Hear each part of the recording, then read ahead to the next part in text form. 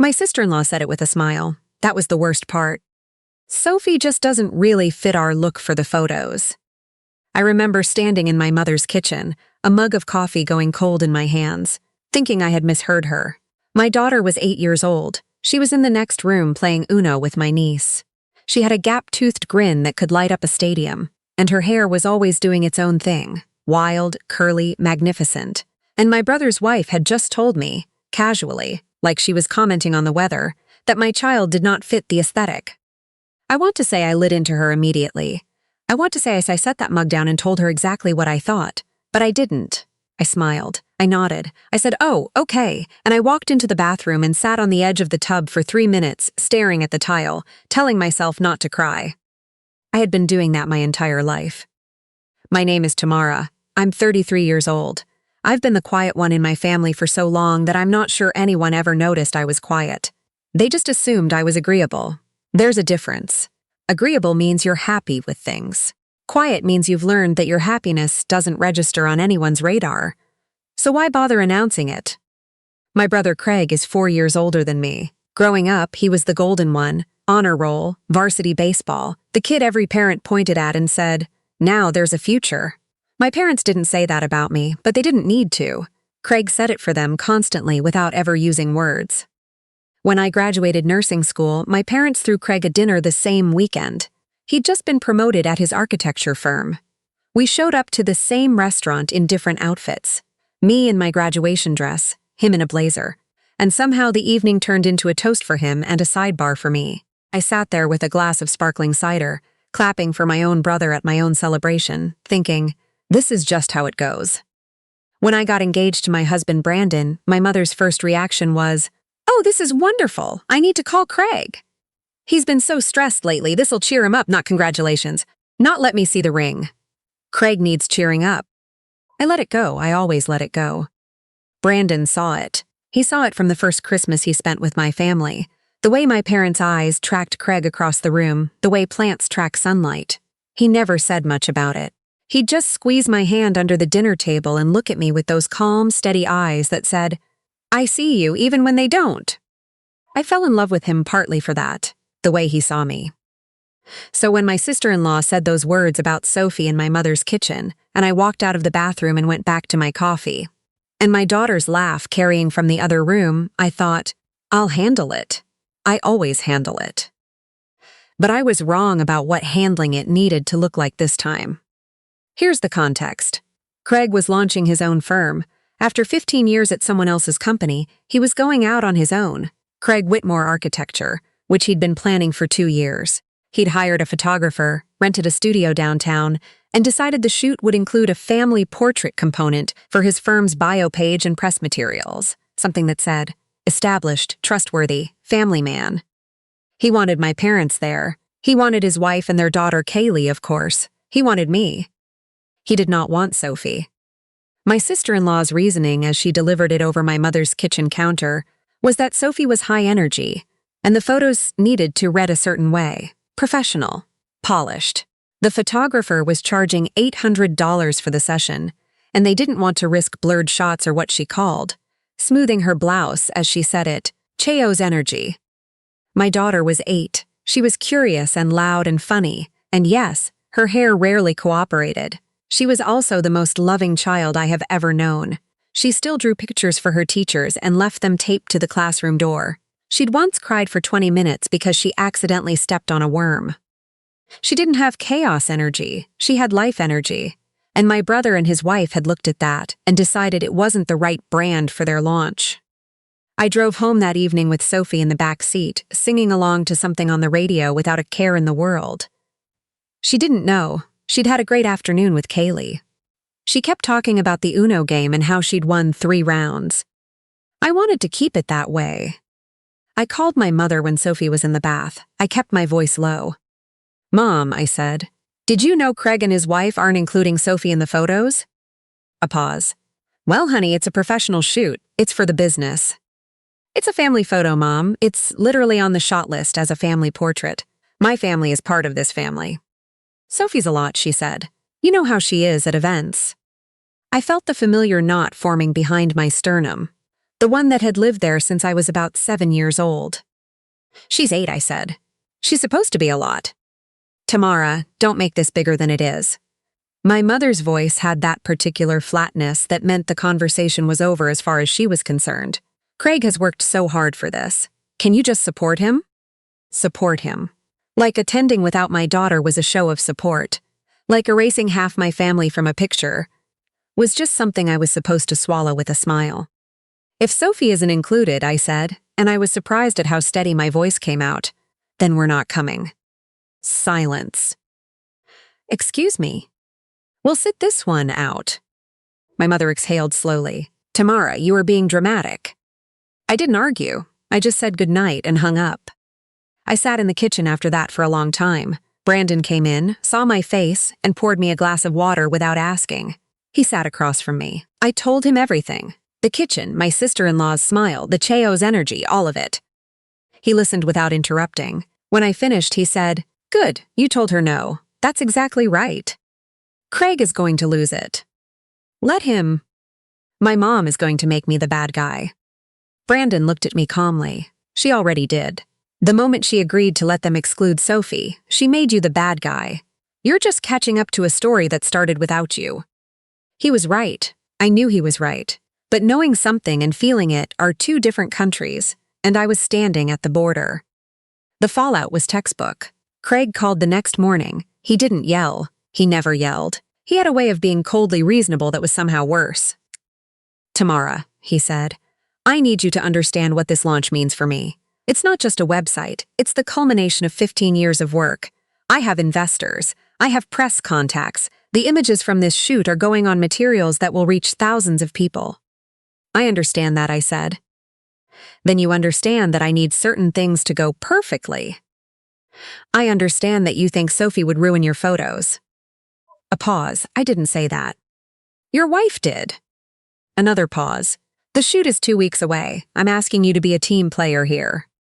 "I am a team player," I said, "for my team, which includes my daughter. If she's not welcome, I'm not coming. That's my final answers, Craig." He hung up. Then my mother called. Then my aunt called. Then I got a group text from a cousin I hadn't spoken to in a year, saying, "Just go to the shoot, it's not worth the drama." The coordination of it, the speed of it, was something I had seen before. In my family, when Craig was unhappy, the network activated. Everyone became a messenger delivering the same package. "Be smaller, Tamara. Accommodate. This isn't worth it." I muted every notification, every single one. The shoot was on a Saturday.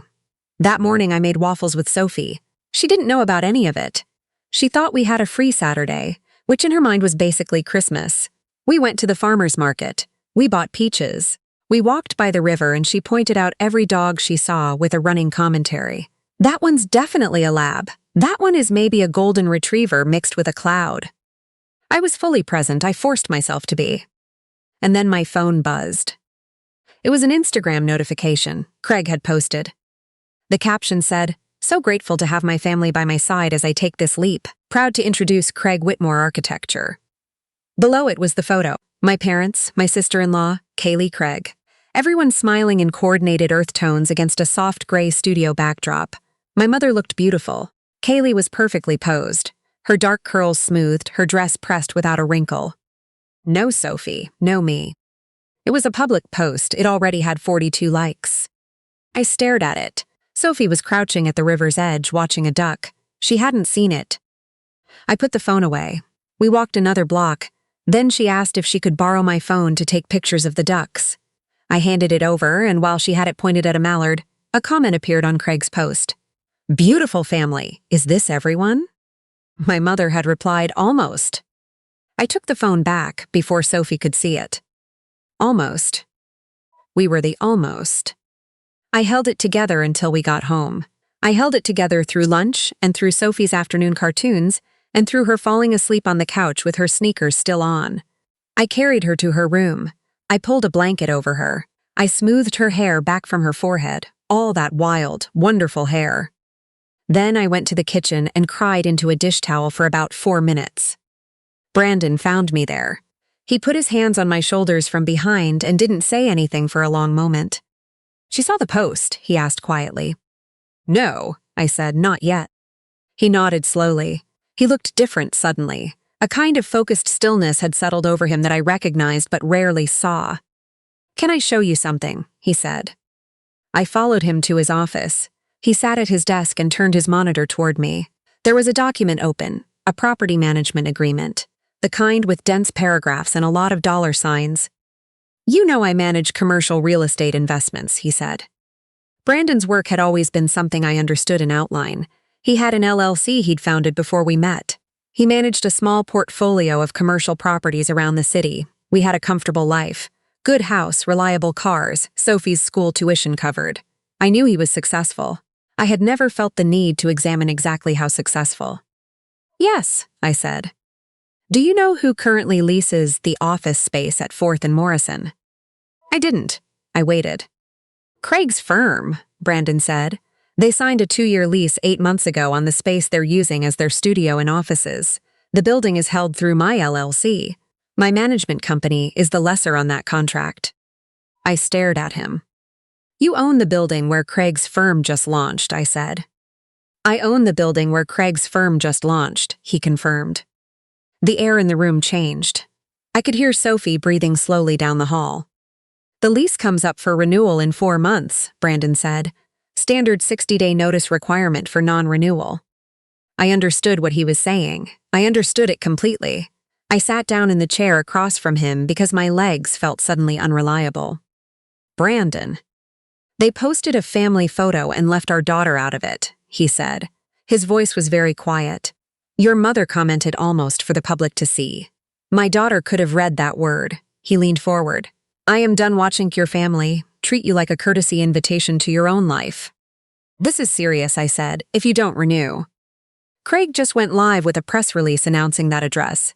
His stationery has it printed. His website, his Google listing, his email signature. If he has to relocate 4 months into his launch, it costs him the deposit, the moving expenses, and the story changes. Instead of established firm permanent home, it becomes we had to move. I put my hand over my mouth. "I'm not doing this out of spite," Brandon said. "I'm doing this because there are consequences to how you treat people. And until today, your family has treated you with 0 consequences." I thought about my sister-in-law's smile in that kitchen. I thought about Sophie's hair on the pillow and how she would look if someone at school mentioned the photo. If a cousin said something at Thanksgiving, if the question surfaced in some innocent, devastating way, "Why aren't you in Uncle Craig's pictures?" "Do it," I said. Brandon looked at me for a moment. "You're sure?" "Issue the non-renewal notice." He nodded once. He reached for his phone. I went back to the kitchen. I heard him talking. Low, professional. Nothing like the voice he used with me or Sophie. Something about it settled something in my chest. All these years I had thought of Brandon as my soft place to land. It hadn't occurred to me that he was also a wall. 40 minutes later, my phone rang. "Craig." I answered. "Tamara." His voice was tight. "What is going on?" "I just got a call from my office manager. She received a non-renewal notice from the property management company. The LLC name on the letter, I looked it up. That's Brandon's company. Did he do this because of the photos?" I was quiet for a moment. Then I said, "Brandon made a business decision, Craig." "A business decision," he repeated flatly. "My stationery is printed. My website went live this morning. I cannot relocate 4 months after opening." "I understand that must be very stressful." "Don't do that," he snapped. "Don't talk to me like I'm a stranger. Fix this. Tell Brandon to reverse it." "I can't tell Brandon how to run his business any more than you can tell your wife how to plan a photo shoot." Silence, long stunned silence. "You're serious," he said. "You posted a family photo without Sophie," I said. "Your own niece. You had your wife tell me, in our mother's kitchen, that my daughter doesn't photograph well enough. You treated her like an inconvenient variable, and then you went online and told everyone your family was almost complete." I stopped. I breathed. "That was your business decision. This is Brandon's." He hung up. I sat down on the kitchen floor. I know that sounds strange, but it's what I did. I slid down against the lower cabinets until I was sitting on the tile, and I just breathed for a while. The television was on in Sophie's room. She'd woken up and turned on cartoons, completely unaware that the ground had shifted. My phone rang again. My mother. I answered. "Tamara Ann." Full first and middle name. Never good. What has your husband done? He issued a non-renewal notice to a tenant whose lease is expiring. Don't play games with me. That is Craig's firm. I know. He's going to lose everything. Mom, I said quietly, Craig has 4 months to find new space in Portland. There are other buildings. This is retaliation, she said. Her voice was shaking. It's a consequence, I said. There's a difference. Tamara, I have never seen you act like this. This isn't you. I closed my eyes. Those words, this isn't you, as if the real me was the woman who said, oh, okay, and walked into bathrooms to collect herself, as if being small was my authentic self. Maybe you're wrong about who I am, I said. She hung up. For 3 days, every branch of my family reached out with the same message wearing different clothes. You're overreacting. You're burning things down. This isn't worth it. I let every call go to voicemail. I read the transcripts like old noobs. Events already passed. Damage already done. Sophie didn't know any of it. One evening she climbed onto the couch next to me and put her head on my shoulder and said, You seem tired, Mom. I kissed her hair and said I was fine. She patted my arm like I was the child. Then one afternoon she came home from school, dropped her backpack at the door, and said without preamble, Emma's mom showed her Uncle Craig's photo, the one from the shoot. Emma asked me why I wasn't in it. I had been dreading this for 5 days. I sat down on the couch. Come here, I said. She sat next to me, looking at me with those steady eyes that looked so much like Brandon's sometimes stopped me short. Are you sad? She asked. A little, I said honestly, but I want to talk to you about it. I told her the truth, not all of it, not the lease or the LLC, but the part that mattered. I told her there had been a decision made about the photo shoot that wasn't fair to her, that some adults in our family had made a choice that hurt her, and that her dad and I were not okay with it. I told her she was not less than. I told her the photo was missing something important, and that something was her. She thought about this for a moment. Then she said, Did you tell them that? Yes, I said.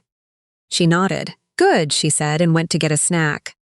My daughter, 8 years old, more dignity in her than most adults I know. Craig came to our house the following Saturday. He came alone, no wife, no Kaylee. He knocked 3 times and waited. I opened the door. He looked rough, not disheveled. Craig was never disheveled, but the polish was gone. His eyes were tired in the particular way as any of someone who hadn't slept because they'd been thinking rather than because they were busy. Can I come in? He said. Sophie was at a friend's birthday party. Brandon was in the backyard. I stepped back and let him in. He stood in my hallway and looked around as though he was taking inventory. I found new space, he said. It didn't sound like good news the way he said it. Okay, I said. It's smaller, the rent is higher per square foot, and it's not the address on everything I've already printed. He exhaled. I have to redo the stationery, the website. The press release is wrong now. I didn't say I'm sorry, I wasn't. I came to tell you, he said slowly, that my wife was wrong. I waited.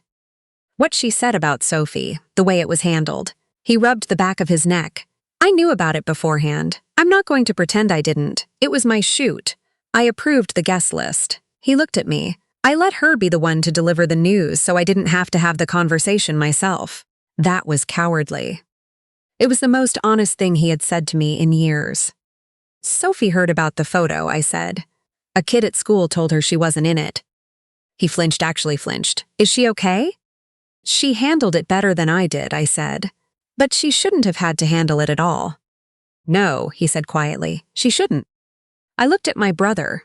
Really looked at him. 41 years old, finally doing the terrifying thing of going out on his own after 15 years of building someone else's name.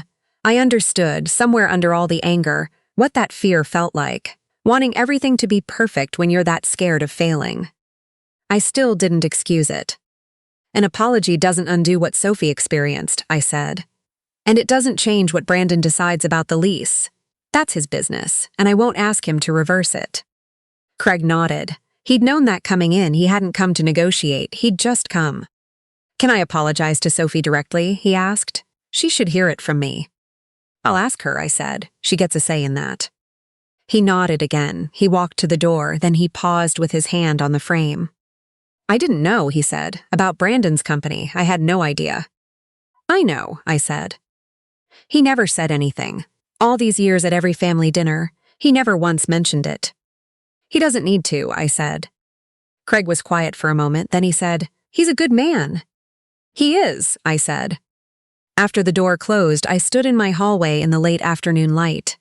The kind that makes dust particles visible, all those invisible things you can suddenly see when the angle is right. I thought about how many things had always been there that I'd trained myself not to see. Sophie's reaction when Craig apologized to her 2 weeks later was pure Sophie. She listened to him seriously. She nodded. Then she said, "You thought I was too messy for the pictures."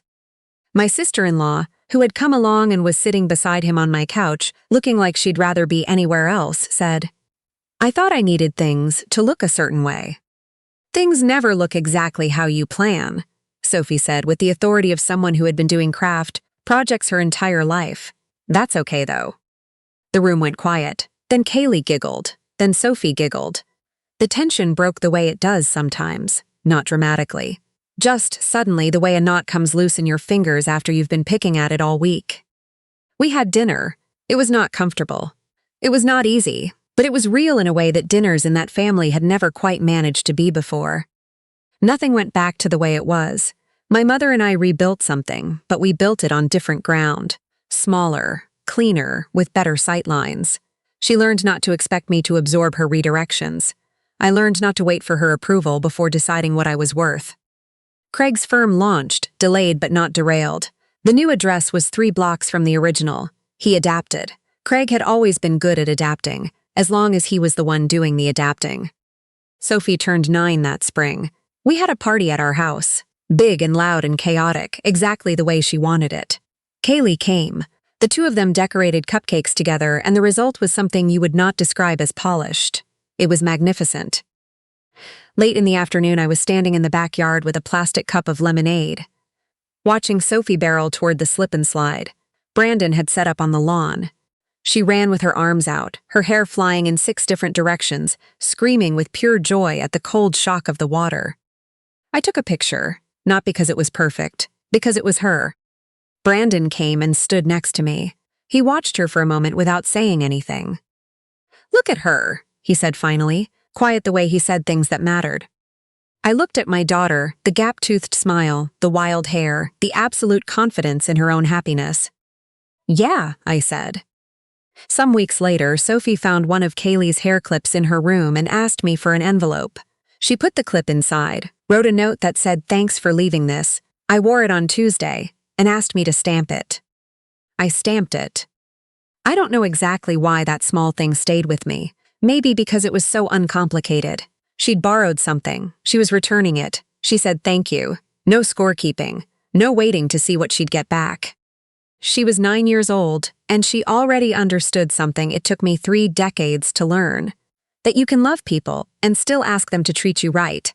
That generosity and self-respect aren't opposites. That your worth isn't determined by who includes you in the photo.